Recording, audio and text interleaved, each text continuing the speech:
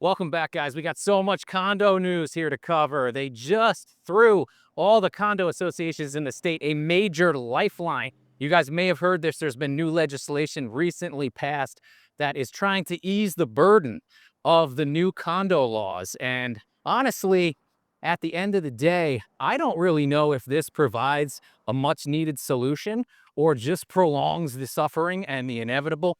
But we'll go through it. Let me know what you guys think.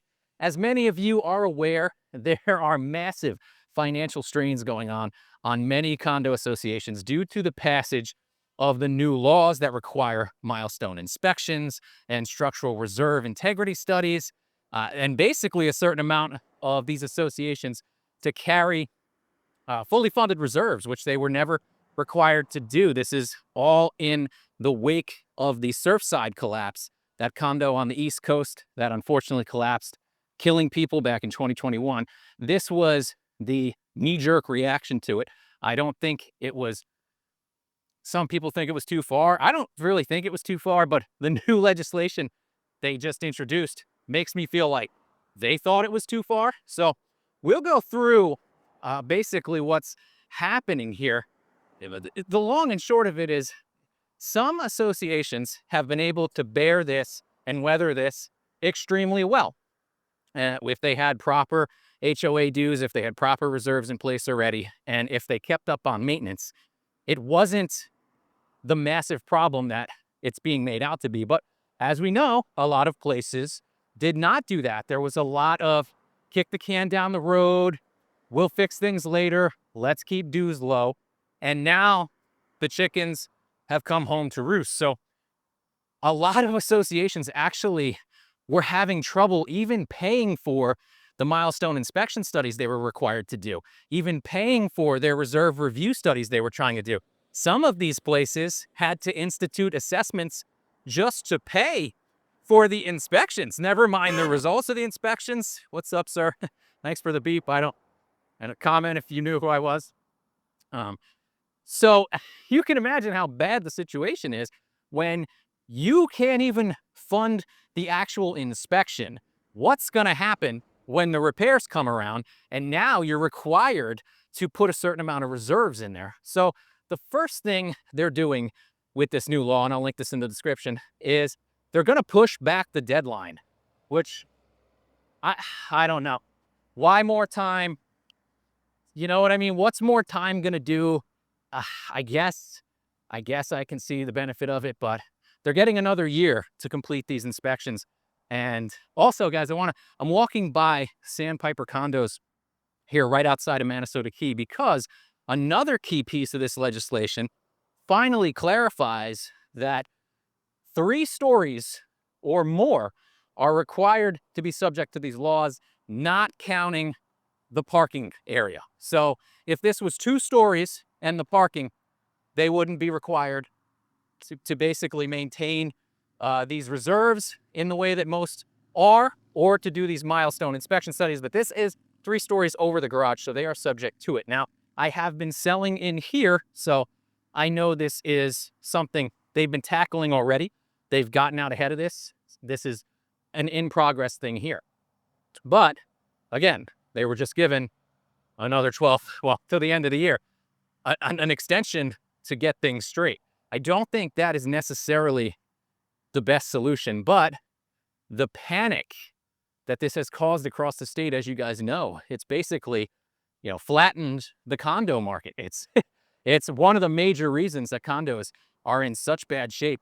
And I mean, again, they're also doing a 2-year pause in reserve fund contributions to prioritize funding repairs. So the way I read this, again, not a lawyer. If you're a lawyer, let me know in the comments how you interpret it. But this basically states to me, according to these articles, that they will not have to fund their reserves for the next 2 years while they're undergoing major repairs. So those take precedent and they're relaxing the reserve requirements.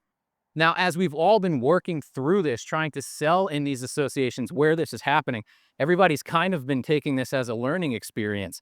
And now they are clarifying that you have to disclose this to buyers. The buyers have to have access to see what is their method, what's the related details to the structural integrity reserve studies. You have to have this stuff available. And when these, honestly, the past couple of months, when these laws first hit, past couple of years, really, it was kind of chaos trying to figure out what was going on, what was disclosed, who knew what. But now they're basically saying in law, you have to provide this information to prospective buyers who used to have 3 days to review that information and then decide if they want to rescind the contract or not. This is also extending that period to 7 days. So you'll have 7 days basically from the date of contract to get all this info, review it, and then rescind according to this if you're not happy with what you see. And real quick, guys, if you enjoy this content, please consider hitting that like button on this video, maybe subscribing, or just letting me know with a comment below. It helps out the channel immensely, and we'll get back to the video. Let's wear black in the summer. It'll be a great idea until it's not, because it's friggin' hot.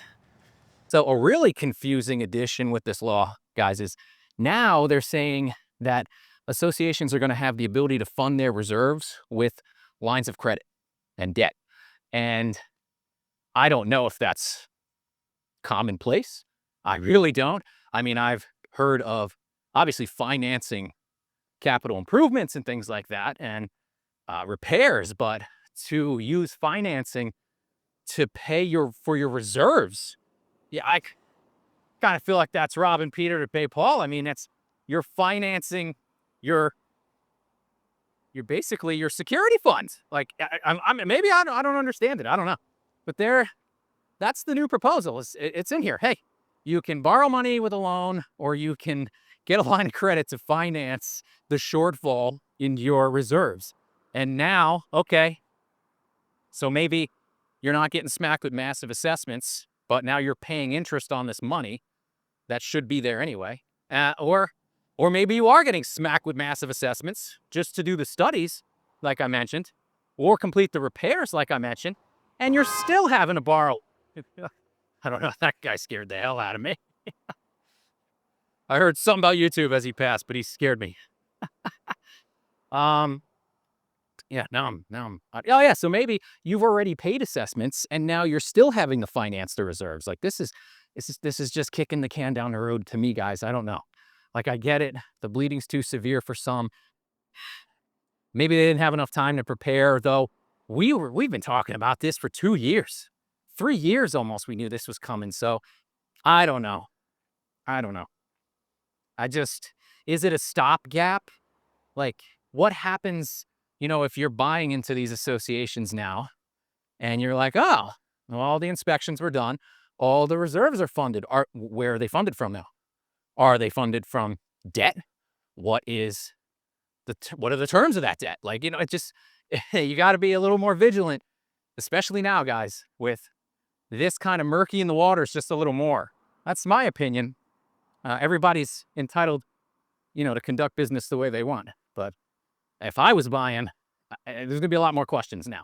And they do give you more time to answer them. But they are also increasing the replacement cost of repairs required to be reserved and considered in the structural integrity study from $10,000 to $25,000. So what this is basically stating is previously, any repair $10,000 or more, you had to reserve for it. You had to put it in. Now they've upped that to $25,000. They say to prioritize more critical repairs, but who determines what a critical repair is? In this case, maybe a $10,000 repair is a critical repair. Maybe a $6,000 repair is a critical repair. So putting a monetization value on it seems strange to me. A $25,000 repair could just be a small repair that's very time and labor consuming and not structural. You know what I mean? Like, it's just a lot. It's a lot of questions here getting added. And I don't think that it's going to uncomplicate the condo market matters any more than they already are. bit of an incline on the bridge here in Manasota Key. I don't walk up inclines in Florida anymore, guys. It's just flat no matter where I go. Oh, God. Yeah, this is not... You ever tried the Punta Gorda Bridge? Oof, that thing will get you because it's long. This seems to be almost over. I'm halfway up here, but yeah, I feel it. Ooh, the altitude. Woo, the altitude up here. It's getting to me. No, I get like this, even with stairs. Like, you never walk upstairs really anymore in Florida. I do live on the second floor of a building, but phew, 40's hitting hard. And as you guys can see, another condo complex just on the other side of the bridge here. While we're talking about HOA and condo debacles, I want to touch on this article out of California because I've been paying attention now a lot more to the national condo and HOA problems. And it's really strange how they're all kind of basically the same. Like, no matter where you go, it boils down to the same problems. And it's not just a Florida thing. As we've mentioned, we've looked at stuff in South Carolina. This one in California rings really close to home for me because it's basically a similar situation to what is going on in Welland Park, specifically in Grand Paradiso. So out in California, there is a community called Diablo Grande, or something like that. They are in danger of having their water supply completely shut off. As you guys know, Grand Paradiso had its irrigation turned off. And similar reasoning, a huge rate hike is coming. So the residents of this community are basically looking at a 300% rate hike if they cannot come to terms with the water district and the water company. And what this stems from is when the developer, according to the article, and I'll link this in the description, and I'll flip it over here so I can read it in this wind too. They basically had the developer subsidize the water bill while the community was being built and maintained. And well, the developer fell behind on payments quite considerably, millions and millions of dollars in payments. So the residents took over the water bill in 2020 and quickly found out they owe back millions. So they are looking at having their water rate increased from $145 monthly to $569, guys. That's absolutely insane. That was set to take effect June 30th. From what I understand, they did get an extension through the end of the year, but basically, people are saying, how am I supposed to absorb this? Now, this is not a condo. This is just an HOA. This is the kind of stuff a water district, very similar to CDDs, they sound like to me. This is the kind of stuff you got to watch out for, too, that can turn very quickly. The citizens in Grand Paradiso had a water rate hike, and a similar situation is occurring.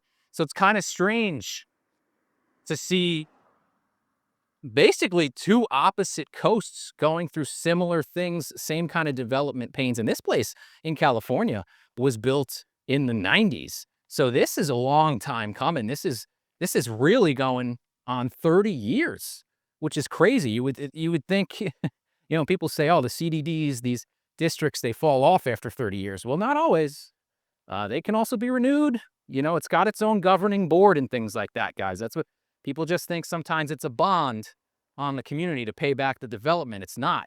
There's governing boards on these things.